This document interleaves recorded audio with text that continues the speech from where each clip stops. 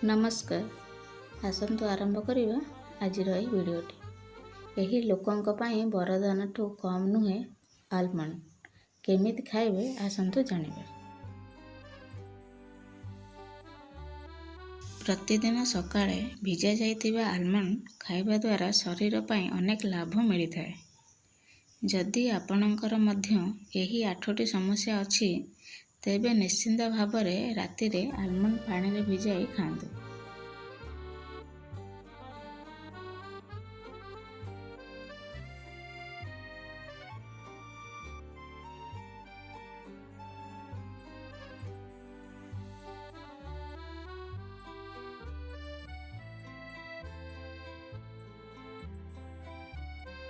Almond ହେଉଛି ଏପରି dry fruits ଯାହା ସ୍ୱାସ୍ଥ୍ୟ ପାଇଁ ଅତ୍ୟନ୍ତ ଲାଭଦାୟକ ବୋଲି ବିବେଚନା କରାଯାଏ।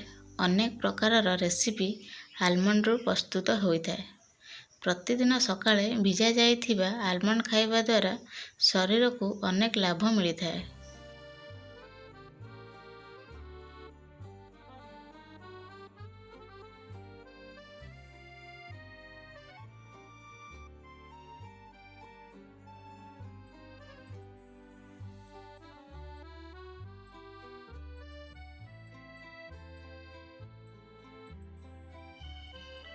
ଆଲମଣ୍ଡରେ ପୋଟାସିୟମ୍, ମ୍ୟାଗ୍ନେସିୟମ୍, ଆଇରନ୍, କ୍ୟାଲସିୟମ୍ ଏବଂ ଅନ୍ୟାନ୍ୟ ପୋଷକ ତତ୍ତ୍ୱ ମିଳିଥାଏ, ଯାହା ଶରୀରକୁ ଅନେକ ଲାଭ ଯୋଗାଇବାରେ ସହାୟକ ହୋଇଥାଏ।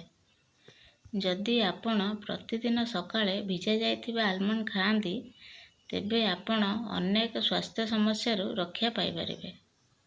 ତେବେ ଆସନ୍ତୁ ଜାଣିବା କିଏ ଭିଜା ଯାଇଥିବା ଆଲମଣ୍ଡ ଖାଇବା ଉଚିତ ଏବଂ କାହିଁକି।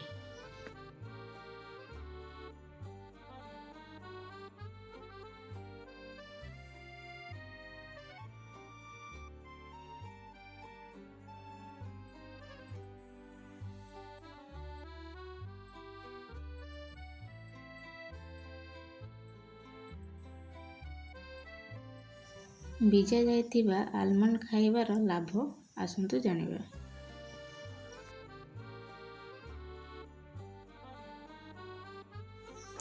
ହଜମ ପ୍ରକ୍ରିୟା ଠିକ୍ ହେବ। ଭିଜା ଯାଇଥିବା ଆଲମଣ୍ଡର ଚୋପାକୁ ବାହାର କରିବା ଦ୍ୱାରା ସେଥିରେ ଥିବା ଟେନିନ୍ ପରିମାଣ କମିଯାଏ, ଯାହା ହଜମ ପ୍ରକ୍ରିୟାକୁ ଭଲ ରଖିବାରେ ସାହାଯ୍ୟ କରିଥାଏ।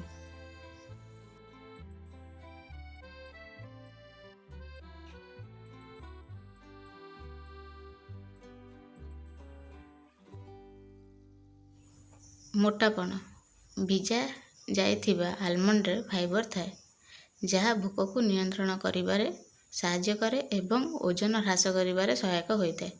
ଯଦି ଆପଣ ଓଜନ ହ୍ରାସ କରିବାକୁ ଚାହାନ୍ତି, ତେବେ ଆପଣ ସକାଳେ ଭିଜା ଯାଇଥିବା ଆଲମଣ୍ଡ ଖାଇପାରିବେ।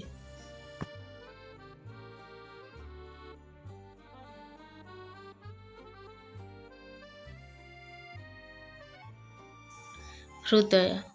ଆଲମଣ୍ଡରେ ଗୁଡ୍ ଫ୍ୟାଟ୍ସ ଥାଏ, ଯାହା ହୃଦୟ ପାଇଁ ଭଲ। କୋଲେଷ୍ଟ୍ରଲ୍ ସ୍ତରକୁ ନିୟନ୍ତ୍ରଣ କରିବାରେ ଏଗୁଡ଼ିକ ସହାୟକ ହୋଇଥାଏ।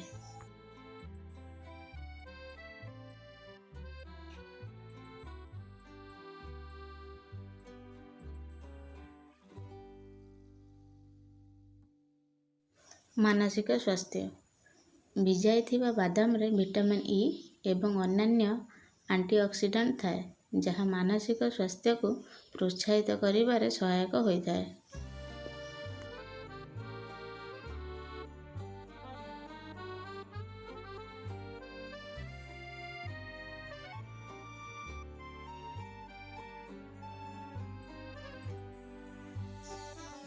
ରୋଗ ପ୍ରତିରୋଧକ ଶକ୍ତି।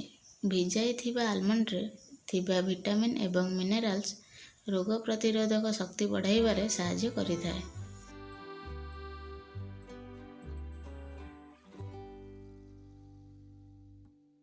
ଚର୍ମ ପାଇଁ ଲାଭଦାୟକ। ଭିଜାଇଥିବା ଆଲମଣ୍ଡରେ ଭିଟାମିନ୍ ଇ ଥାଏ, ଯାହା ଚର୍ମକୁ ସୁସ୍ଥ ଏବଂ ଚମକ ଆଣିବାରେ ସହାୟକ ହୋଇଥାଏ। ଚର୍ମକୁ ସୁସ୍ଥ ରଖିବା ପାଇଁ ଆପଣ ଭିଜାଇଥିବା ଆଲମଣ୍ଡ ଖାଇପାରିବେ।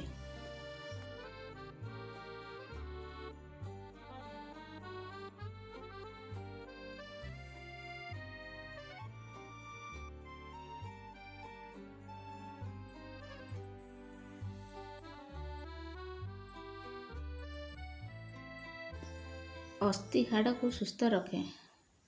ଆଲମଣ୍ଡରେ ଭଲ ପରିମାଣର କ୍ୟାଲସିୟମ ଏବଂ ମ୍ୟାଗ୍ନେସିୟମ ଥାଏ, ଯାହା ହାଡ଼କୁ ମଜବୁତ କରିବାରେ ସାହାଯ୍ୟ କରିଥାଏ।